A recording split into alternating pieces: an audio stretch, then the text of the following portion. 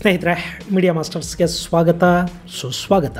ಗೆಳೆಯರೆ, ಭಾರತದಲ್ಲಿ ಐತಿಹಾಸಿಕ ಸ್ಥಳಗಳಿಗೆ ಕೊರತೆ ಏನಿಲ್ಲ.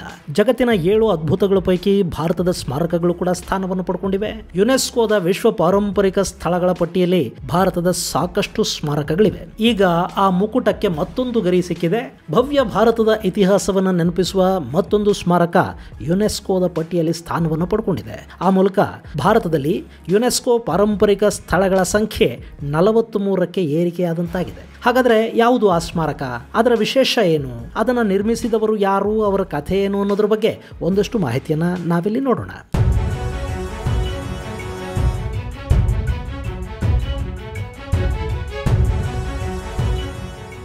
ಗೆಳೆಯರೆ, ಅವು ಭಾರತದ ಪಿರಮಿಡ್ಗಳು ಅಂತಲೇ ಪ್ರಸಿದ್ಧಿಯನ್ನು ಪಡ್ಕೊಂಡಿವೆ. ಹೇಗೆ ಈಜಿಪ್ಟಲ್ಲಿ ಫೆರೋಗಳಿಗಾಗಿ ಪಿರಮಿಡ್ ಅನ್ನೋ ದೊಡ್ಡ ದೊಡ್ಡ ಸಮಾಧಿಗಳನ್ನು ಕಟ್ತಾ ಇದ್ರೋ, ಅದೇ ಥರ ಭಾರತದ ರಾಜವಂಶವೊಂದರಲ್ಲಿ ಸಮಾಧಿಯನ್ನು ನಿರ್ಮಾಣ ಮಾಡೋ ಪದ್ಧತಿ ಇತ್ತು ಅನ್ನೋದಕ್ಕೆ ಆ ಸ್ಮಾರಕಗಳು ಸಾಕ್ಷಿ ನುಡಿತಾ ಇವೆ. ಭರತಖಂಡದಲ್ಲಿ ಸುಮಾರು 700 ವರ್ಷಗಳ ಕಾಲ ಆಳ್ವಿಕೆ ಮಾಡಿದ, ಔರಂಗಜೇಬನ ಸೈನ್ಯವನ್ನು ಪದೇ ಪದೇ ಮಣ್ಣು ಮುಕ್ಕಿಸಿದ್ದ ಅಹೋಮ್ ಸಾಮ್ರಾಜ್ಯದ ಹೆಗ್ಗುರುತಾಗಿ ಆ ಪಿರಮಿಡ್ಗಳು ಕಾಣಿಸುತ್ತವೆ. ಇವುಗಳನ್ನು ಮೊಯ್ಡಾಮ್ಸ್ ಅಂತ ಕರೀತಾರೆ.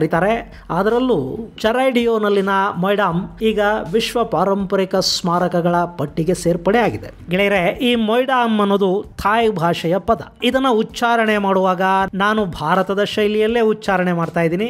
ಅಕಸ್ಮಾತ್ ಥಾಯ್ ಶೈಲಿಯ ಉಚ್ಚಾರಣೆಯಲ್ಲಿ ತಪ್ಪಾಗಿದ್ರೆ ಅದನ್ನು ನೀವು ಸರಿ ಮಾಡಿ. ಇನ್ನು ಈ ಮೊಯ್ಡಾಮ್ಗಳನ್ನು ನಿರ್ಮಾಣ ಮಾಡಿದ ಅಹೋಮ್ಗಳ ಬಗ್ಗೆ ಒಂದಷ್ಟು ಮಾಹಿತಿಯನ್ನು ನಾನಿಲ್ಲಿ ನಿಮಗೆ ಕೊಟ್ಟು ಬಿಡ್ತೀನಿ. ಕ್ರಿಸ್ತ ಶಕ 1228ರಿಂದ 1826ರವರೆಗೆ ಭಾರತದಲ್ಲಿ ಅಸ್ತಿತ್ವದಲ್ಲಿದ್ದ ಒಂದು ರಾಜವಂಶ ಈ ಅಹೋಮ್. ಇವರು ಮೂಲತಃ ಥಾಯ್ ಜನಾಂಗದವರು. ಸುಖಪ ಅನ್ನೋ ನಾಯಕ ಅಸ್ಸಾಂನಲ್ಲಿ ಅಹೋಮ್ ಅನ್ನೋ ಒಂದು ಸಾಮ್ರಾಜ್ಯವನ್ನು ಸ್ಥಾಪನೆ ಮಾಡ್ತಾನೆ.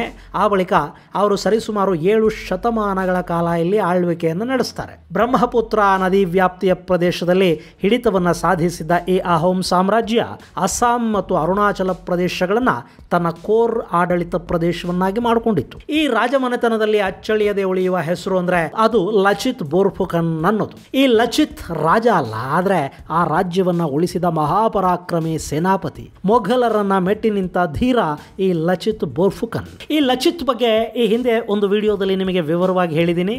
ಅದರ ಲಿಂಕ್ ಅನ್ನು ಕೂಡ ಡಿಸ್ಕ್ರಿಪ್ಷನ್ ಬಾಕ್ಸ್ ಅಲ್ಲಿ ಕೊಡ್ತಾ ಇದ್ದೀನಿ, ನೀವು ಅದನ್ನು ನೋಡಬಹುದು. ಲಚಿತ್ 1671ರಲ್ಲಿ ಮೊಘಲರ ಸೈನ್ಯ ಅಹೋಮ್ ರಾಜ್ಯದ ವಿರುದ್ಧ ಯುದ್ಧಕ್ಕೆ ಬಂದಾಗ ಅವರನ್ನ ಬ್ರಹ್ಮಪುತ್ರ ನದಿಯ ದಡದಲ್ಲಿ ಎದುರಿಸಿ ನಿಂತ ಅಹೋಮ್ ಪಡೆಯ ನೇತೃತ್ವವನ್ನು ವಹಿಸ್ತಾನೆ. ಬ್ಯಾಟಲ್ ಆಫ್ ಸರೈ ಘಾಟ್ ಅಂತಲೇ ಕರೆಸಿಕೊಳ್ಳುವ ಆ ಯುದ್ಧ ಅಸ್ಸಾಂ ಹಾಗೂ ಭಾರತದ ಮಟ್ಟಿಗೆ ಅತ್ಯಂತ ಮಹತ್ವದ ಯುದ್ಧ ಅನ್ನಿಸ್ಕೊಳ್ಳುತ್ತೆ. ಯಾಕೆಂದ್ರೆ ಈ ಯುದ್ಧಕ್ಕೂ ಮೊದಲು 1667ರಲ್ಲಿ ಮೊಘಲರು ಅಹೋಮ್ನ ರಾಜ ಜಯಧ್ವಜ ಸಿಂಹನನ್ನ ಸೋಲಿಸಿ ಅಹೋಮ್ ಮೇಲೆ ತಮ್ಮ ಪ್ರಭುತ್ವವನ್ನು ಸಾಧಿಸ್ತಾರೆ. ಗುವಾಹಟಿಯ ಮೇಲೆ ಮೊಘಲರ ಹಿಡಿತ ಬಿಗಿಯಾಗತ್ತೆ. ಈ ಸಂದರ್ಭದಲ್ಲಿ ಸೇನಾಪತಿ ಲಚಿತ್ ಬೋರ್ಫುಕನ್ ಅಕ್ಕಪಕ್ಕದ ರಾಜ್ಯಗಳ ನೆರವನ್ನು ಪಡ್ಕೊಂಡು 1667ರಲ್ಲಿ ಮೊಘಲರ ವಿರುದ್ಧ ಗೆರಿಲ್ಲಾ ಯುದ್ಧವನ್ನು ಆರಂಭ ಮಾಡ್ತಾನೆ.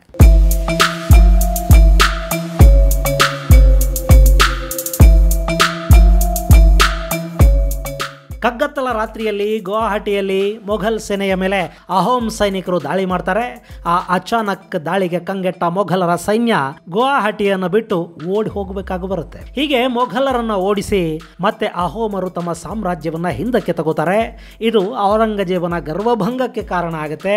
ಕುಪಿತನಾದ ಔರಂಗಜೇಬ ಮತ್ತೆ ಅಹೋಮರನ್ನ ಗೆಲ್ಲೋದಿಕ್ಕೆ ಹಾಗೂ ಗುವಾಹಟಿಯನ್ನ ವಶಪಡಿಸಿಕೊಳ್ಳೋದಿಕ್ಕೆ 1ನೇ ರಾಮ್ ಸಿಂಗ್ ಮತ್ತು ಮುನಾವರ್ ಖಾನ್ ನೇತೃತ್ವದಲ್ಲಿ ಒಂದು ದೊಡ್ಡ ಮೊಘಲ್ ಸೈನ್ಯವನ್ನು ಕಳುಹಿಸಿಕೊಡ್ತಾನೆ. ಸರಿಸುಮಾರು 1 ಲಕ್ಷದಷ್ಟಿದ್ದ ಆ ಬೃಹತ್ ಸೈನ್ಯ ಅಹೋಮ್ ಮೇಲೆ ದಂಡೆತ್ತಿ ಬರುತ್ತೆ. ಆ ಬಲಿಷ್ಠ ಸೇನೆಯನ್ನ ಎದುರಿಸೋದಕ್ಕೆ ಲಚಿತ್ ಬೋರ್ಫುಕನ್ ಗೆರಿಲ್ಲಾ ಯುದ್ಧ ತಂತ್ರಕ್ಕೆ ಮೊರೆ ಹೋಗ್ತಾನೆ. ಅಲ್ಲಿ ಕೂಡ ಅಹೋಮರ ಶೌರ್ಯದ ಮುಂದೆ ಮೊಘಲರು ಹೆಚ್ಚು ಹೊತ್ತು ನಿಲ್ಲೋದಿಕ್ಕೆ ಸಾಧ್ಯ ಆಗಲಿಲ್ಲ. ಮೊಘಲರ ಸೈನ್ಯವನ್ನ ಲಚಿತ್ ಬೋರ್ಫುಕನ್ ಮಾನಸಾ ನದಿಯವರೆಗೆ ಹಿಮ್ಮೆಟ್ಟಿಸ್ತಾನೆ. ಆ ಯುದ್ಧದ ಭಯಾನಕ ಸೋಲು ಮತ್ಯಾವತ್ತೂ ಅಹೋಮ್ ಸಾಮ್ರಾಜ್ಯದ ಕಡೆಗೆ ಮೊಘಲರು ತಲೆ ಕೂಡ ಹಾಕಿ ಮಲಗದ ಹಾಗೆ ಮಾಡುತ್ತೆ. ಹೀಗೆ ಮೊಘಲರಿಗೆ ಸೋಲನ್ನು ಉಣಿಸಿದ್ದ ಕೆಲವೇ ಕೆಲವು ಕೆಲವು ಭಾರತದ ರಾಜವಂಶಗಳ ಪೈಕಿ ಈ ಅಹೋಮ್ ಕೂಡ ಒಂದು. ಅಲ್ಲಿ ಅವತ್ತು ಅಹೋಮರ ಸೇನಾಪತಿ ಲಚಿತ್ ಬೋರ್ಫುಕನ್ನ ಶೌರ್ಯ ಸಾಹಸಗಳನ್ನು ಶತ್ರುಗಳು ಕೂಡ ಮೆಚ್ಚಿದ್ರು ಅಂತ ಹೇಳಲಾಗುತ್ತೆ. ಅಷ್ಟರ ಮಟ್ಟಿಗೆ ಅಹೋಮರು ಮೊಘಲರ ಪಾಲಿಗೆ ಸಿಂಹಸ್ವಪ್ನವಾಗಿ ಉಳಿದು ಬಿಡ್ತಾರೆ. ಇಂಥ ಅಹೋಮ್ ಅರಸರ ಸಮಾಧಿಗಳನ್ನು ಈಗ ಯುನೆಸ್ಕೋದ ವರ್ಲ್ಡ್ ಹೆರಿಟೇಜ್ ಸೈಟ್ಗಳ ಪಟ್ಟಿಗೆ ಸೇರಿಸಲಾಗ್ತಾ ಇದೆ. ಗೆಳೆಯರೆ, ಈ ವರ್ಷ ಯುನೆಸ್ಕೋದ ಸಭೆ ಭಾರತದಲ್ಲಿ ನಡೆಯಿತು. ದೆಹಲಿಯಲ್ಲಿ ನಡೆದ ಸಭೆಯಲ್ಲಿ ಭಾರತದ ಮೊಯ್ಡಾಮ್ಗಳನ್ನು ಯುನೆಸ್ಕೋ ಪಟ್ಟಿಗೆ ಸೇರಿಸುವಲ್ಲಿ ಭಾರತ ಯಶಸ್ವಿಯಾಯಿತು. ಆ ಮೂಲಕ ಭಾರತದಲ್ಲಿನ ಯುನೆಸ್ಕೋ ವಿಶ್ವ ಪಾರಂಪರಿಕ ಸ್ಥಾನಗಳ ಸಂಖ್ಯೆ 43ಕ್ಕೆ ಏರಿದ ಹಾಗಾಯಿತು. ಇನ್ನು ಈ ಮೊಯ್ಡಾಮ್ಗಳ ವಿಶೇಷ ಏನು ಅನ್ನೋದನ್ನು ನೋಡೋದಾದ್ರೆ, ಇವು ಪುರಾತನ ಕಾಲದಲ್ಲಿ ಚೈನಾದಲ್ಲಿ ರೂಢಿಯಲ್ಲಿದ್ದ ಸಮಾಧಿ ಪದ್ಧತಿಯನ್ನು ಹೋಲುವ ಸಮಾಧಿಗಳು ಅಂತ ಹೇಳಲಾಗುತ್ತೆ. ಇದೊಂಥರ ಮಿನಿ ಪಿರಮಿಡ್ ಅಂತ ಹೇಳಿದ್ರೆ ತಪ್ಪಾಗೋದಿಲ್ಲ. ಯಾಕೆಂದ್ರೆ ಹೇಗೆ ಪಿರಮಿಡ್ಗಳಲ್ಲಿ ಫೆರೋಗಳಿಗೆ ಸಂಬಂಧಪಟ್ಟ ಒಡವೆಗಳು, ವಸ್ತ್ರಗಳು, ಫೆರೋಗೆ ಇಷ್ಟವಾಗ್ತಾ ಇದ್ದ ಆಹಾರ, ಅವನ ಖಾಸಗಿ ಆಳು ಕಾಳುಗಳು ಎಲ್ಲರನ್ನ ಇಟ್ಟು ಸಮಾಧಿ ಮಾಡಲಾಗ್ತಾ ಇತ್ತು, ಹಾಗೆ ಈ ಮೊಯ್ಡಾಮ್ಸ್ಗಳಲ್ಲಿ ಕೂಡ ರಾಜನಿಗೆ ಇಷ್ಟವಾಗೋದನ್ನೆಲ್ಲ ಇಟ್ಟು ಅವನನ್ನ ಸಮಾಧಿ ಮಾಡಲಾಗ್ತಾ ಇತ್ತು. ಇದು ರಾಜ ಸ್ವರ್ಗಕ್ಕೆ ಹೋಗೋ ಸಮಯದಲ್ಲಿ ಅವನಿಗೆ ಹಾದಿಯಲ್ಲಿ ಯಾವ ಕೊರತೆಯೂ ಉಂಟಾಗಬಾರದು ಅನ್ನೋ ಕಾರಣಕ್ಕೆ ಮಾಡಲಾಗ್ತಾ ಇದ್ದ ವ್ಯವಸ್ಥೆ. ಇಲ್ಲಿ ರಾಜನ ರಥ, ಕುದುರೆಗಳು, ಆಹಾರ, ಆಳು ಕಾಳುಗಳು, ಇಷ್ಟವಾದ ಜನ ಎಲ್ಲವನ್ನೂ ಇಡಲಾಗ್ತಾ ಇತ್ತು. ಅಂದ್ರೆ ಅವರನ್ನ ಜೀವಂತವಾಗಿ ಇಟ್ಟು ಸಮಾಧಿ ಮಾಡ್ತಾ ಇದ್ರು ಅಂತಲ್ಲ, ಅವುಗಳ ಪ್ರತಿಕೃತಿಗಳನ್ನ ರಾಜನ ಸಮಾಧಿಯ ಜೊತೆಗಿಟ್ಟು ಮುಚ್ಚಲಾಗ್ತಾ ಇತ್ತು. ಇನ್ನೂ ವಿಶೇಷ ಅಂದ್ರೆ ಆರಂಭದಲ್ಲಿ ಅರಸರ ಸಮಾಧಿಗಳ ಜೊತೆ ಅವರ ಆಳು ಕಾಳುಗಳು, ಇಷ್ಟದ ರಥ ಕುದುರೆಗಳನ್ನು ಕೂಡ ಜೀವಂತವಾಗಿ ಸಮಾಧಿ ಮಾಡಲಾಗ್ತಾ ಇತ್ತಂತೆ. ಅವರು ಅರಸನನ್ನ ಸ್ವರ್ಗದ ಕಡೆಗೆ ಕರ್ಕೊಂಡು ಹೋಗಬೇಕು, ಅದಕ್ಕೆ ಸಾರಥಿ ಕುದುರೆಗಳು ಬೇಕು. ಹೀಗಾಗಿ ಅವುಗಳನ್ನು ಸಮಾಧಿಯಲ್ಲಿಡೋ ಪದ್ಧತಿ ಇತ್ತು. ಆ ನಂತರ ಅಹೋಮರ 30ನೇ ರಾಜ ರುದ್ರಸಿಂಹ ಈ ಆಚಾರವನ್ನ ನಿಲ್ಲಿಸಿದ ಅನ್ನೋ ಮಾಹಿತಿ ನಮಗೆ ಇತಿಹಾಸದ ಪುಟಗಳಲ್ಲಿ ಸಿಗುತ್ತೆ.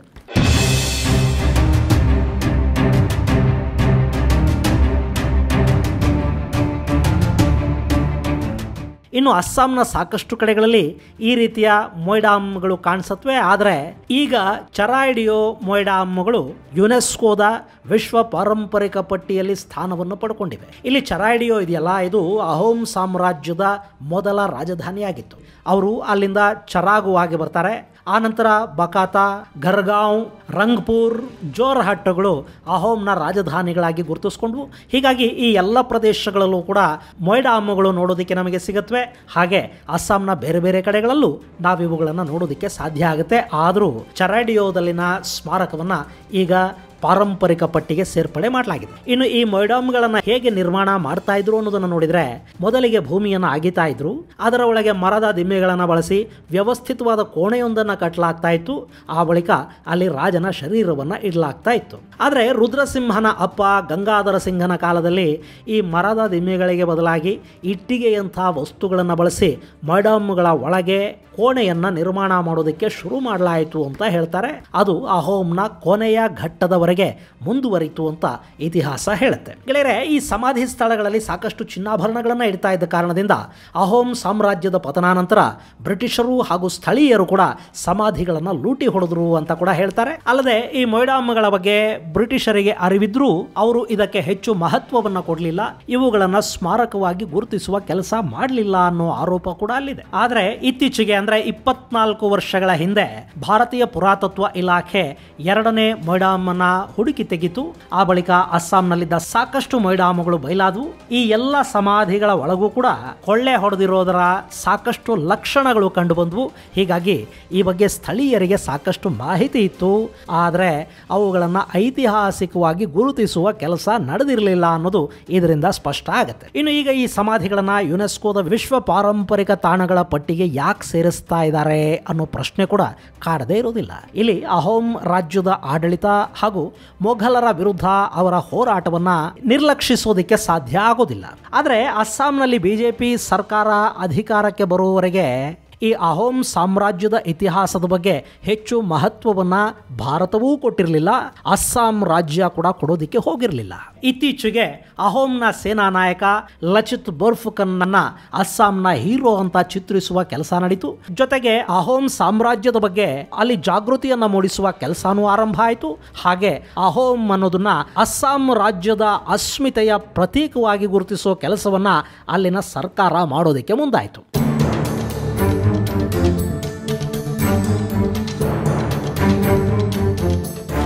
ಅಫ್ಕೋರ್ಸ್ ಇಲ್ಲಿ ಮೊಘಲರ ವಿರುದ್ಧದ ಯುದ್ಧದಲ್ಲಿ ಗೆದ್ದ ಅನ್ನೋ ಕಾರಣಕ್ಕೇನೆ ಅಲ್ಲಿನ ಬಿಜೆಪಿ ಸರ್ಕಾರ ಲಚಿತ್ ಬೋರ್ಫುಕನ್ ನನ್ನ ಹೀರೋ ಅಂತ ಗುರುತಿಸುವ ಕೆಲಸವನ್ನ ಮಾಡಿರಬಹುದು. ಆದ್ರೆ ಆ ಮೂಲಕ ಆ ಭಾಗವನ್ನ ಆಳಿದ್ದ ರಾಜಮನೆತನವೊಂದಕ್ಕೆ ಇತಿಹಾಸದ ಪುಟಗಳಲ್ಲಿ ಸ್ಥಾನವನ್ನು ಕಲ್ಪಿಸಿಕೊಡುವ ಮತ್ತು ಅಹೋಮರ ಮನಸ್ಸುಗಳಲ್ಲಿ ಅವರನ್ನು ಮತ್ತೆ ಪುನರ್ ಪ್ರತಿಷ್ಠಾಪಿಸುವ ಕೆಲಸಕ್ಕೆ ಅಲ್ಲಿನ ರಾಜ್ಯ ಸರ್ಕಾರ ಕೈ ಹಾಕ್ತು. ಅದು ಸ್ವಾಗತಾರ್ಹ ಅಂಶ.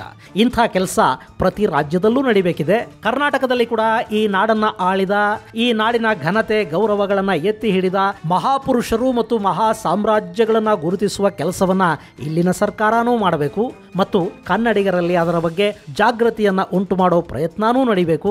ಅಂಥದ್ದೊಂದು ಕೆಲಸವನ್ನ ಅಲ್ಲಿ ಅಸ್ಸಾಂ ಮಾಡಿದೆ. ಜೊತೆಗೆ ಅಲ್ಲಿನ ಮೊಯ್ಡಾಮ್ಗಳನ್ನು ಯುನೆಸ್ಕೋ ಪಟ್ಟಿಗೆ ಸೇರಿಸಿರೋದರ ಹಿಂದೆ ಕೂಡ ಅಲ್ಲಿನ ಸರ್ಕಾರದ ಮುತುವರ್ಜಿ ಇಲ್ಲ ಅಂತ ಹೇಳೋದಕ್ಕೆ ಬರೋದಿಲ್ಲ. ಇಲ್ಲಿ ಒಟ್ಟಲ್ಲಿ ಅಸ್ಸಾಂನ ಐತಿಹಾಸಿಕ ಸ್ಮಾರಕವೊಂದು ವಿಶ್ವ ಪಾರಂಪರಿಕ ತಾಣಗಳ ಪಟ್ಟಿಯಲ್ಲಿ ಸ್ಥಾನವನ್ನು ಪಡ್ಕೊಳ್ಳೋ ಮೂಲಕ ಭಾರತದಲ್ಲಿನ ಪಾರಂಪರಿಕ ತಾಣಗಳ ಸಂಖ್ಯೆ 43ಕ್ಕೆ ಏರಿಕೆಯಾಗಿದೆ. ಅವು ಮತ್ತಷ್ಟು ಹೆಚ್ಚಾಗಲಿ ಅಂತ ನಾವು ಆಶಿಸೋಣ. ಇದು ಗೆಳೆಯರೆ ಅಸ್ಸಾಂನ ಮೊಯ್ಡೋಮ್ಗಳ ಕುರಿತಾದ ಒಂದಷ್ಟು ಮಾಹಿತಿ. ಮುಂದಿನ ಸಂಚಿಕೆಯಲ್ಲಿ ಮತ್ತಷ್ಟು ವಿಶೇಷಗಳ ಜೊತೆ ಮತ್ತೆ ಭೇಟಿಯಾಗೋಣ. ಅಲ್ಲಿವರೆಗೆ ಜೈ ಹಿಂದ್, ಜೈ ಕರ್ನಾಟಕ.